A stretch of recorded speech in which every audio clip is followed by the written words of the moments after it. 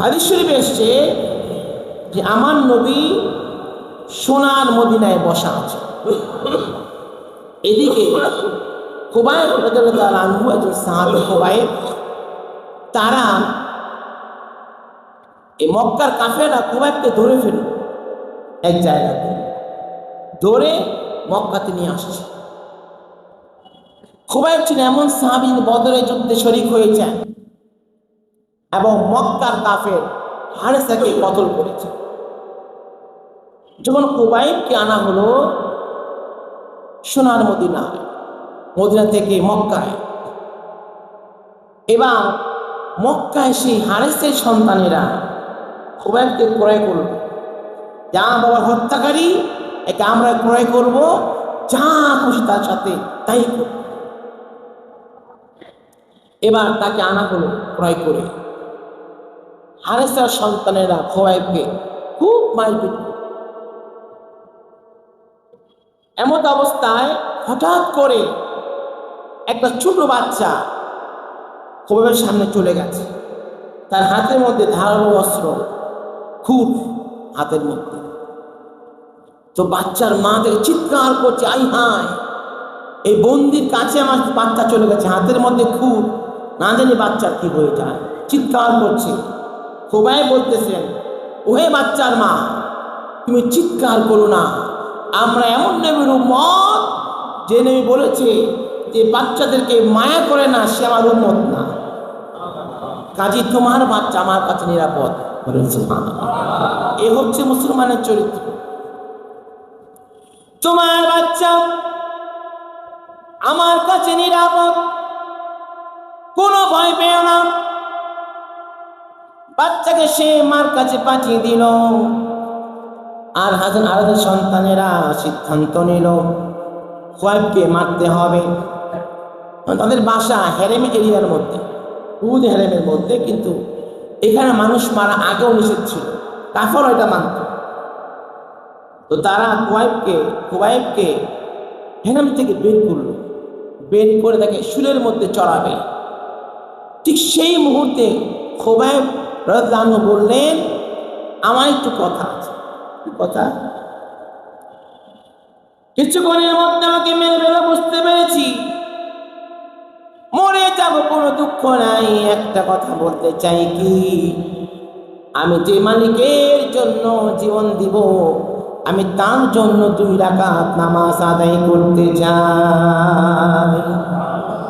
আমি তার জন্য 2 রাকাত নামাজ পড়তে চাই, 2 রাকাত নামাজ। যাও, পারমিশন দিলাম। এবার খুবাইব রাদিয়াল্লাহু তাআলা আনহু নামাজের মধ্যে দাঁড়িয়েছেন, কারণ যেই কোনো মুসিবতের মধ্যে সবর করতে হবে, নামাজও পড়তে হবে। হাদিস শরীফে এসেছে, আস-সাওমু নিসফুস সবর, রোজা হচ্ছে সবরের অর্ধেক। এর মানে সবর অনেক উপরে মর্তবার জিনিস, রোজা সবরের অর্ধেক।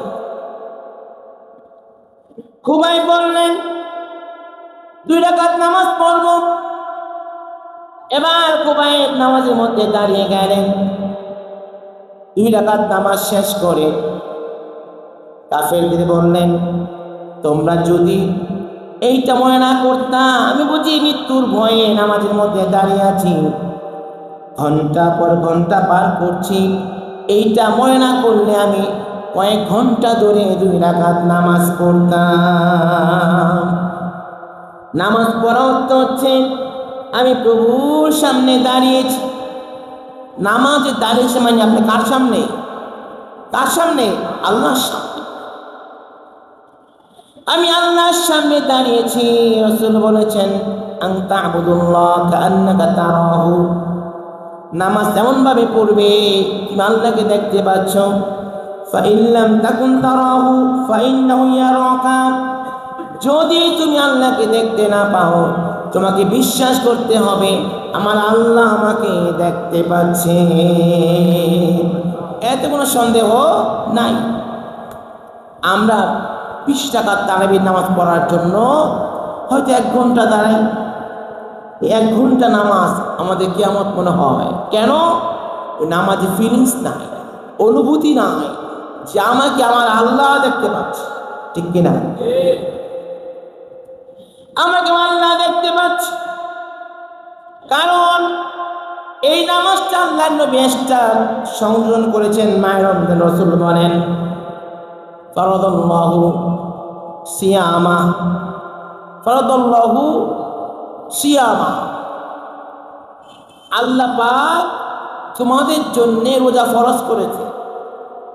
ওয়াসানানতু লাকুম কিয়ামাহু, আর আমি নবী তোমাদের জন্য তারাবিকে সুন্নত করে দিলাম। সুবহানাল্লাহ, তারাবি কি সুন্নাত। সানানতু লাকুম কিয়ামাহু, আমি তারাবির নামাজ তোমাদের জন্য সুন্নত করে দিলাম। ফামান সামাহু ওয়া কামাহু, কেউ যদি মাহে রমজান মাসে সামাহু রোজা রাখে, কামাহু তারাবির নামাজ পড়ে, তাহলে নবীজি রোজার সাথে তারাবির কথা বলছেন কি না? বলছে। অনেকে বলে রোজার সাথে তারাবির সম্পর্ক নাই, এটা ভুল, এটা ভুল। মাহে রমজান যে রোজা, এর সাথে তারাবির সম্পর্ক আছে। রাসূল বলেন মান সামাহু ওয়া কামাহু, যে ব্যক্তি দিনের বেলা রোজা রাখবে, রাতে তারাবির নামাজ পড়বে, খারাজা মিন যুনুবিহি, সে গুনাহ থেকে বের হয়ে যাবে। কায়াউমিন ওয়ালাদাতহু উম্মুহু, তার মা তার যেদিন প্রসব করেছিল, মার গর্ভ থেকে বের হয়েছে যেমন করে নিষ্পাপ হয়ে, আল্লাহ তাআলা আমুল নামা তেমন নিষ্পাপ করে দিবে।